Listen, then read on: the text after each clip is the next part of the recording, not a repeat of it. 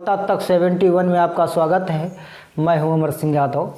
देखिए, आपकी जो चल रहा था आपका HCF एलसीएम सेकरण से संबंधित नवोदय से, वो ज़रा देखिए। प्रश्न आ रहा है 11 नंबर। विगत वर्षों में पूछे गए जो प्रश्न थे। प्रश्न कहता है वह कौन सी संख्या है छोटी सी छोटी जिसे 2, 3 और 5 11 से गुणा करने पर वह संख्या कौन सी होगी जो 2 और 3, 5 और 11 से गुणा किया जाए। तो 2 और 3 और 5 और 11 से गुणा हो जाए वह कौन सी छोटी संख्या होगी। तो ये इनका क्या करना है, ये अभाज्य गुणनखंड है। कौन से गुणनखंड हैं? अभाज्य। तो देखिए 2 तियाँ 6, 6 पंचे 30, 6 पंचे 30 और गुणे 11, 11 तियाँ 33 और ये 0। तो वह छोटी सी छोटी जो संख्या होगी वह 330 होगी। तो इसमें ऑप्शन नंबर आपका कौन सा सही होगा? ऑप्शन नंबर डी बिल्कुल सही आंसर होगा। प्रश्न नंबर 12 देखिए, कहता है 3 अंकों की बड़ी से छोटी वह संख्या बड़ी से बड़ी संख्या कौन सी होगी जो 8, 10 और 12 से पूर्णतः विभाज्य हो। 8 और 10 और 12 से पूर्णतः विभाज्य हो। 3 अंकों की बड़ी से बड़ी संख्या। तो 3 अंकों की जो बड़ी से बड़ी संख्या होती है वो 9999 है। अब क्या करना है, आपको इनका निकाल लेना है एलसीएम। तो इनका जो एलसीएम आएगा वो आएगा 120। जब 120 एलसीएम आएगा तो एलसीएम से इनको क्या करना है, भाग कर लेना है। क्या करना है? भाग कर लेना है। तो 120 से अगर आप भाग करेंगे तो 12 8 96, 12 8 96, कितना बचा यहाँ पर 9 और यहाँ पर 3। अब बात बड़ी से बड़ी कहता है कि पूर्णतः विभाज्य हो। तो 9999 में अगर हम इन 39 को माइनस कर देते हैं तो जानते हो वह 9960 वह संख्या होगी जो 8, 10, 12 से पूर्णतः विभाज्य हो जाएगी। ऑप्शन नंबर आपका बी बिल्कुल सही आंसर हो। अगला प्रश्न देखिए, कहता है 2 बालिगों की आयु का गुणनफल 770 है, इनके आयु का योग क्या होगा। यानी जो तो इनका क्या करना है, सबसे पहले अभाज्य गुणनखंड कर लेना है। तो 11 से काट लेते हैं, 11 सत्ती 77, फिर 2 कितना होगा 35, फिर 7 से काटेंगे और फिर 5 से काटेंगे। तो ये 11 गुणे 2 गुणे 7 गुणे जो 5 बने, ये अभाज्य गुणनखंड है। यहाँ पर देखिए 2 बालिगों की बात करता है। बालिगों का अर्थ ये हुआ, यहाँ पर भाषा में समझिए, जो भाषा समझ नहीं पाएंगे तो नहीं लगा पाएंगे। कहता है जो 2 लड़के हैं वो बालिग हैं। बालिग का मतलब होता है 18 से अधिक होंगे, 18 से कम नहीं होंगे। तो हम ऐसे गुणनखंड करेंगे, 11 दूनी 1 तो हो जाएगा वो 22 का। कितने का होगा? 1 22 का होगा, जाहिर सी बात, क्योंकि 18 से कम नहीं होगा। 7 दूनी अगर 14 कर लेते हैं या 5 दूनी 10 कर लेते हैं तो क्या होगा, 18 से नीचे हो जाएगा। अब 7 पचे 35, एक 35 का होगा और एक 22 का होगा। अब इनका योग कहता है तो इनका योग आता है 57। कितना आता है? 57। जो आपका आंसर होगा वो कौन सा होगा? आंसर नंबर सी बिल्कुल सही आंसर होगा। अगला प्रश्न देखिए, कहता है 7 के प्रथम 4 गुणजों का योग। तो 7 के प्रथम 4 गुणजों का योग, इसका मतलब ये हुआ कि जो गुणज होता है वो क्या होता है, उससे बड़े होते हैं। तो 7 हुआ, एक दूसरा हुआ 14 और दूसरा हुआ 7 दूनी 14 और 7 तियाँ 21 और 7 चौक 28। तो इनका योग कर लेते हैं तो इनका योग आएगा 70। जो ऑप्शन नंबर आपका बी बिल्कुल सी बिल्कुल सही आंसर होगा। अगला प्रश्न देखिए, कहता है 15 नंबर 6 के प्रथम 6 गुणजों का योगफल।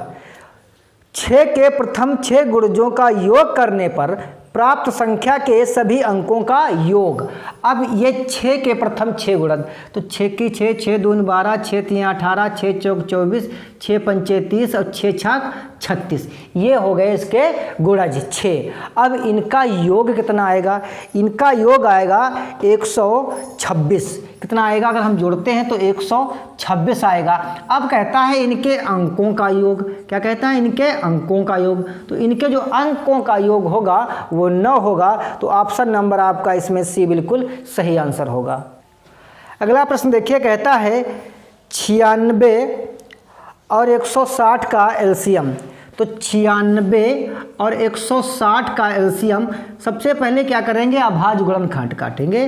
तो 2 चक्कू 8 और 2 अट्ठी 16, 2 अट्ठी 16 और 2 जीरो 0, और फिर 24 दूना 48 और 40 2 से हो जाएगा। फिर यहाँ पर बचेगा 12 और 20, और फिर यहाँ 2 से काटेंगे, 2 छंग 12, और यहाँ पर होगा 10, फिर 2 से काटिए 3 और 5, फिर 3 से काटिए, 3 एकम 3 और 5 एकम 5।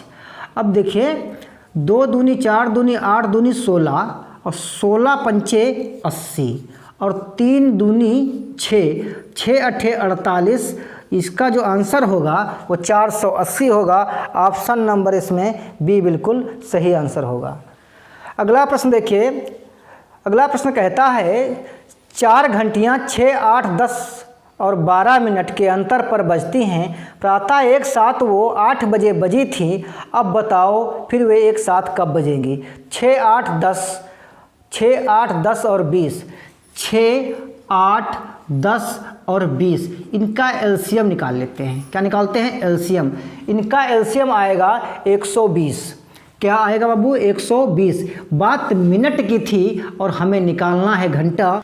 6 दूनी 12, ये 2 घंटे के बाद जब 8 बजे बजी हैं तो 2 और जोड़ देंगे तो प्रातः वो 10 बजे पुनः फिर बजेंगी। ऑप्शन नंबर बी बिल्कुल सही आंसर होगा। प्रश्न नंबर 18 देखिए, 9 के प्रथम 7 गुणजों का योग। 9 के प्रथम 7 गुणजों का योग, तो भैया 9 की 9, 9 दूनी 18, 9 तियाँ 27 और 9 चौक 36, 9 पच्चे 45, 9 छक 54 और 9 सत्ती 63। इनका जब योग कर लीजिए तो इनका योग आपका आएगा 252, जो ऑप्शन नंबर ए बिल्कुल सही है। 252 जो ऑप्शन नंबर ए बिल्कुल सही आंसर होगा। प्रश्न नंबर 19 देखिए, कहता है बड़ी से बड़ी संख्या ज्ञात कीजिए जो 37 और 58 तथा 86 को विभाजित करने पर 2 शेष बचे। तो 37 और 58 और 86 से अगर भाग करते हैं तो 2 शेष बचता है।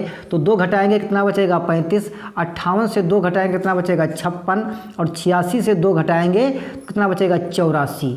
सबसे पहले ये प्रक्रिया आपको करनी होगी। उसके बाद में क्या करना है, इसका HCF निकाल लेना है। तो 35 इधर लिखेंगे और 56 इधर, क्योंकि सबसे छोटी संख्या है, भाग में से निकालना है। तो 35 से कम 35 कितना बचा, यहाँ 1 और यहाँ पर बचा 2, और 35 यहाँ 21 से कम 21 कितना बचा, 4, यहाँ पर 1 और यहाँ पर भैया 21, तो 14 एक कम 14 कितना बचा, 7 और 7 दूनी 14 यानी 14। तो 7 से पूरी वो संख्या विभाजित होती है। अब 84 बचती है। 84 कितना, 12 सती 84 होता है।